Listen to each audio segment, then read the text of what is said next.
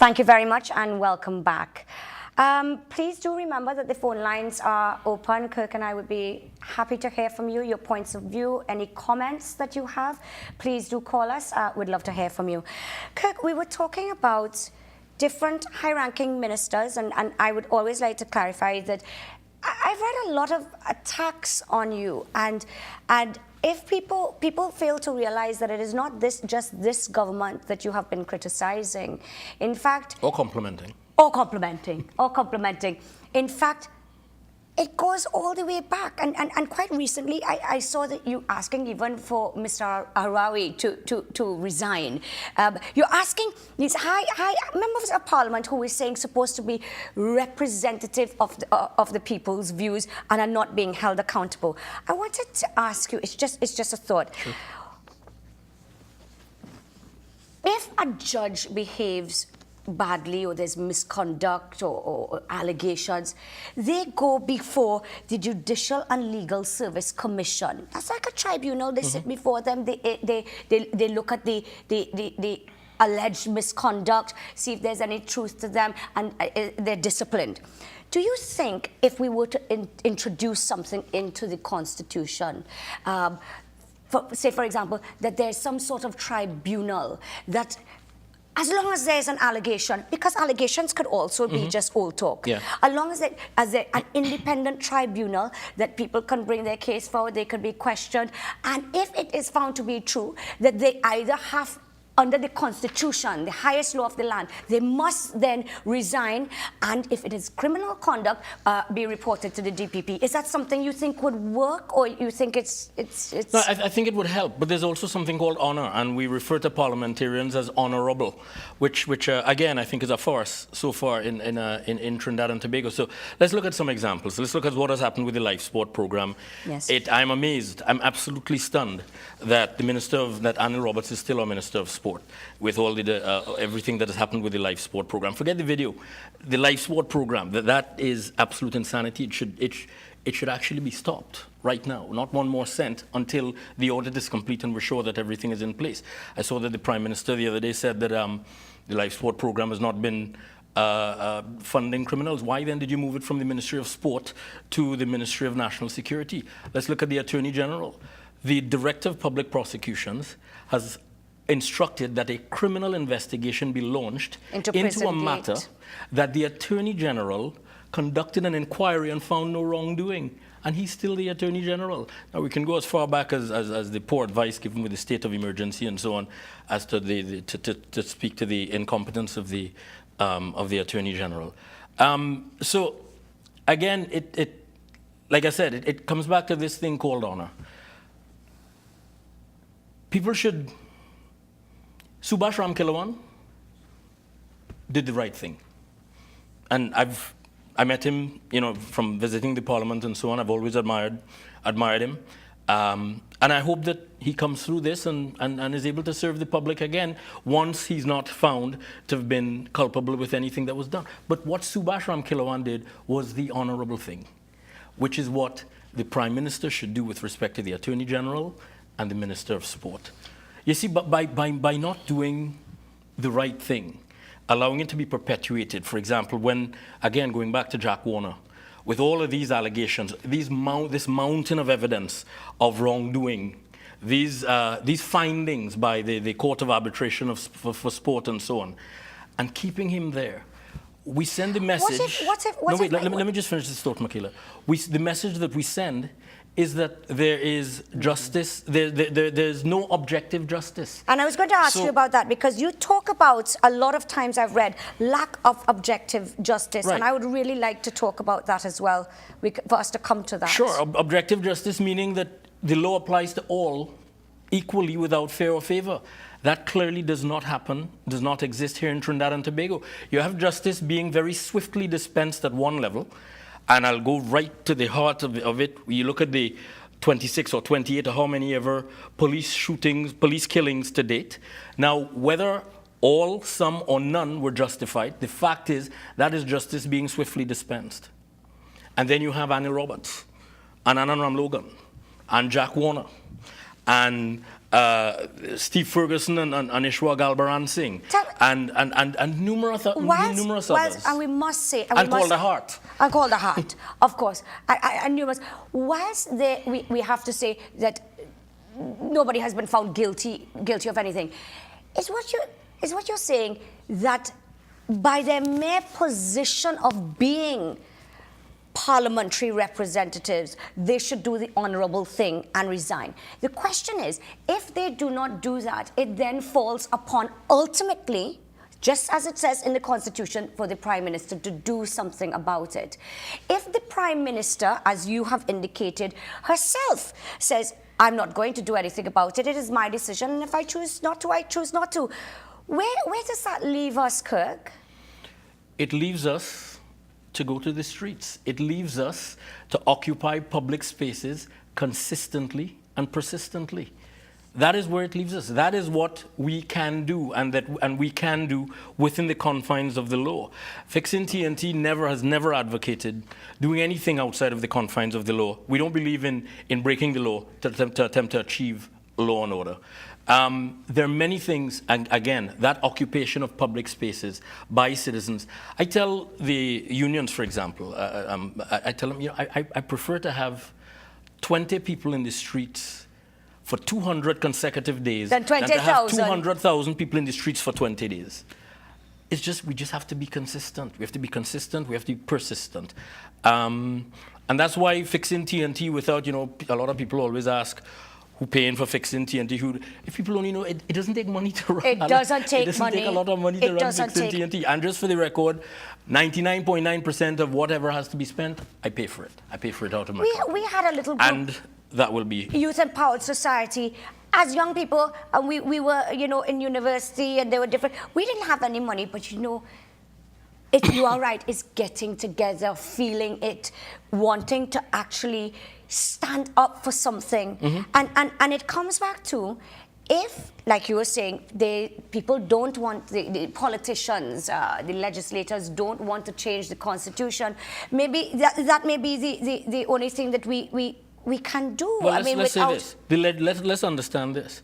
The legislators do not want to fix the Constitution. That's an absolute fact. The politicians are not interested in political party finance legislation. The politicians are not interested in political campaign finance legislation. There's no genuine interest in procurement legislation, which is why it comes back to the people. If we can get Trinbagonians to understand across the board that when you go to our hospitals and there's no bed for you, it doesn't matter whether you're UNC, PNM, COP, ABC, or XYZ. It doesn't matter whether you're from Caroni East or Port of Spain South. The fact is that there's no bed there for you. There's no bed there for you. This in a country that is incredibly wealthy. As we have seen, because they can go and ask for 3.8 billion. If I could just sure. hold you there. We have a caller. Good evening, caller. Good afternoon. I would like to ask the gentleman there. Yes, sir. He talks a lot about a lot of negativity against the government. What ideas do you have that could make TNT better? Tell us in your own words what you can do. Okay, and what evidence you have against these ministers. Okay. Okay. Thank you, sir. Thank you for your call. Before my guest answers that, I want to make it very clear that it is not simply, we're talking about constitutional reform, and we're talking about the failures of constitutional reform and the result that the government of the day, not this government in particular, but the government of the day, whether it be PNM, UNC, COP, MSJ, whoever it may be, PP, whoever it may be, is not accountable because the Constitution itself falls short. So we were discussing examples that are simply current. We could go into use Calder Hart instead of anybody else, or you could go into a number of different allegations, a number of PNM ministers that allegations have been brought against. So I would first like to tell you, my guest isn't here to criticize. I will also let him answer, of course. Sure. Well, I think we are critical of the governance. Of course. But again, like you just said, and our politicians need to understand this too. The answer to Calder Hart can't be Reshmi Ramnarayan, and the answer to Reshmi Ramnarayan can't be Calder Hart. So to answer the caller's question, we believe that political party financing, well, there's a simple arithmetic sum that we came up with, which simply says that political party financing plus political campaign financing plus political payback equals massive corruption. That same equation equals no hospital, a lack of hospital beds. It equals a poor education system, which it is poor for where we should be. A poor healthcare system, it is poor for where we should be. So among the solutions, we believe we have to plug we have to stop the hemorrhaging of our resources, first and foremost, so that the resources could be directed into true, proper development that benefits the people. It's sad and insane that in the year 2014, we can be talking in a country as wealthy as we are about a functional illiteracy rate of 47%. Yes, yes. We're too illiteracy rate of 47%, that's correct. We're too rich to be so poor. I asked police officers, I said, how many of these so-called gangsters or the people that get shot or how many of them could read and write properly? Most of them can't. Most of them can't. But again, I'd asked a former politician, a former minister some time ago, why have successive administrations buried their head in the sand with respect to our illiteracy issues? And the response was, we don't want to be perceived as the other Haiti in the region. We have to grow up. We have to get past that. So to answer the caller's questions, we need to urgently address illiteracy. We need to stop the hemorrhaging of our resources, of which we have so much. We need to stop the hemorrhaging. We the people need to understand the potential that not only we have, that we are. We have the potential. I think it's Richard Branson. Richard Branson always said, when Dubai was Dubai, and I'm not talking about the cultural stuff, I'm talking about the infrastructure and the healthcare systems and things like that. Richard Branson used to say Trinidad and Tobago should be the Dubai of this hemisphere. Not this region, of this hemisphere. Yes. And he's absolutely right. We shouldn't be looking at Singapore and those places. They should be looking here. Looking at us. Saying, we want to know what they're doing. You know why, Michaela? Because I'll tell you something that we have that they don't have. That many of them don't have. Natural resources. Well, not just the natural resources. First, you see our ethnic diversity. Yes. Our religious diversity. Yes. Our cultural diversity. Our intellectual capacity. You look at Carnival and Pagua and all of some of the greatest sportsmen in the world. I'll just take another call. Good evening, caller. Hello? Good evening, caller. Yes, good evening. Good evening. We're listening to you. We're listening to you. I'm listening to your program, and I think that you started off talking about constitutional reform. Yes. And midway during your program, you started promoting Kirkwood and his movement. So I don't know what you people do. Government did everything. Thank you, sir. Thank you, sir. You know, something that worries me so much is that in Trinidad and Tobago, if it is the PNM that is in government and you criticize the PNM, you're linked with the opposition. It is not about criticizing because we're vexed or we don't like people. And I had brought up at the beginning, and I'm sorry that the dear caller missed the point. I am not here to promote Mr. Waith and or his organization. I think that he does a great job. At least he is doing something, so let's start there. But it is about holding the government of the day accountable.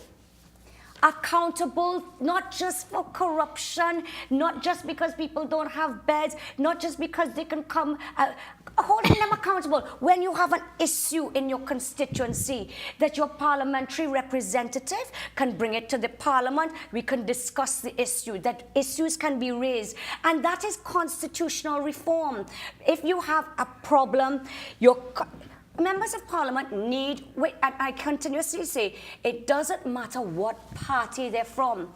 The Constitution does not hold them accountable because the government of the day, regardless of who it is, controls the parliament. And the parliament is supposed to hold the government accountable, and it doesn't. Let me ask you this, and forgive my ignorance. Well, let me say this first of all. I think that more than holding the government accountable, we, the people, need to hold all of our parliamentarians accountable. All, Because just of like course. a government minister, we should be able to recall a government minister, we should be able to recall Somebody in the an opposition. opposition Of member course, of parliament of that's not course, of performing. course. But we follow the Westminster system, which we do, is yes, is which what, we've been speaking about but which is what for the British months. do, right? Yes. So in the British Parliament, the same thing obtains. Is that correct? That is where, correct. Where the majority has the. It's the exact same electoral system, first past the post, everything. But it cannot be compared because we have a different culture, history, society. And that's my point. My point is the difference between what obtains there under the same system is the people. It's the people. So, yes. so more than the Constitution is not responsible for holding the government accountable. The Constitution is to protect us, But us, sometimes the people. need to be protected from politicians, regardless. No, I agree, but the best avenue to do that, the best way to do that, the best people to do that, are the people. Well, When the people, when we get there, yes. when politicians understand, that is what for a while we've been advocating for, and we still advocate. I think general elections should be called today, but we've always advocated a peaceful, democratic, citizen-driven, and issues-based general election. Because when politicians understand, and this is deepening democracy, and this is a part of what I think this little space called Trinidad and Tobago can do to lead the world in terms of deepening democracy. Sure. When politicians understand that, listen, while on every election, general elections day, we the people entrust you with a constitutional mandate to govern for 5 years, you also enter into a social contract with us, the people. Sounding like La La Land. And when you breach that social contract, we the people can and will withdraw our mandate. How do we do that peacefully and democratically? Again, It's hard Michaela, it's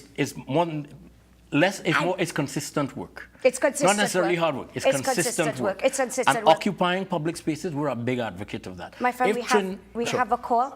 We have so much to talk about. Good evening, caller. Good evening, caller. Hello. Yes, sir. Hi. Yeah. This country, yes, ma'am. This country right now, the only way this country will go good, according to this man who is coming through now, where your father gave him what was his name?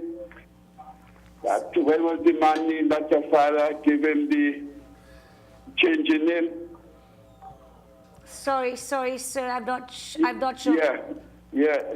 This when you waiting man name again, boy.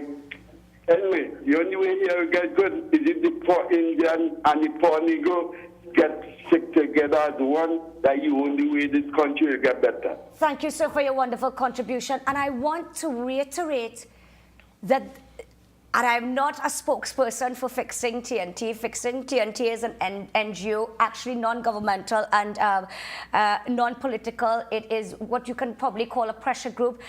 Mr. Waith Kirk has been so kind to come and speak with us, and it's his point of view, and he's entitled to his points of view. He's entitled to be unhappy, he's entitled to be happy, he's entitled to his points of view.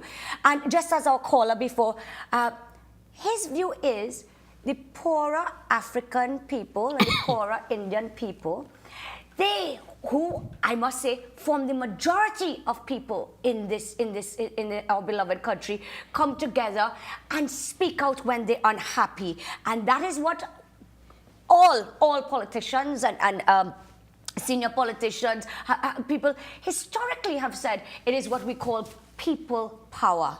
Mr. Waith? Well, Kirk, forgive me. Your caller made a very valid point. We put it slightly differently, and we talk about, yes, if we go into the belly of the UNC constituencies, we go into the belly of the PNM constituencies. This is an experiment that we've been talking about for a while, which your caller has now motivated me to really push forward. To go forward with it. Just to get maybe 10, 15 people from, again, poverty-stricken areas in the belly of the PNM, poverty-stricken people from the belly of the PNM constituencies, poverty-stricken people from the belly of the UNC constituencies. Get them in a space for 48, 72 hours where they spend time together just talking and getting to know one another. You know what you'll find? And what they'll... That they're absolutely happy and well. You know who it is? It's the politicians that divide and rule and cause all this bacchanalia. More than that, what they'd find is a lot of what they have in common with poor infrastructure, probably water issues, but they're poor in a country that is extremely wealthy. Yes. They'll find that they probably might not have the access to opportunities as is their constitutional right. Yes. They'll find that they have a lot in common. They'll find that it matters not who was in power, because we've lived through the PNM, the NAR, the UNC, the PNM again, and now the partnership with so many others. It matters not who's in power. Until we decide, until we understand and appreciate that we have the power, and with that power, the responsibility that comes with it, to do something about it. But that takes work. It takes, as you said, hard, it takes consistent, and it takes persistent work. And it also takes motivating people. Our caller, I believe it was the second caller, thank you, caller, again, it began feeling offended almost by statements that you had made. And he's entitled to feel like that. You're entitled to make them. But we have to be a little bit open-minded, a little bit more understanding with each other, a little bit more tolerant, and say almost that we can agree to disagree. I don't agree with everything Fixin' TNT says, and I'm sure Fixin' TNT doesn't agree with a lot of things that I say. But we have to break it down to a tolerance and an understanding, and not feel because somebody criticizes or makes a comment that we are attacking and that you're attacking. And you see, this has been promoted a lot by both sides, the PNM and the People's Partnership, that you're a troublemaker, you're this. And I was so happy for you to come on today to sort of set the record straight. You are saying to me that Fixing TNT is a group that if they are happy with something, they talk about it.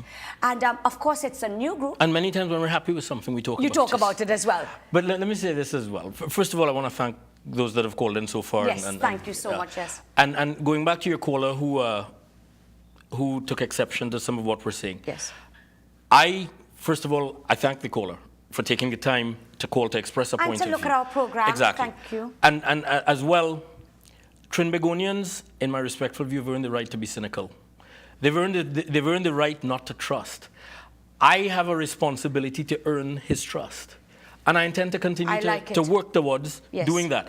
I understand his cynicism, and I intend to continue to work to help him overcome that cynicism, to earn his trust. And as we close, I'd like to say we've got one thing in common. We're going to work our hardest to make our country a better place. And we will live to see it happen. Absolutely. Thank you so much, sir. Thanks, Thank you. Makila. Thank you. Thank you. Thank you and good night. See you next week, Tuesday.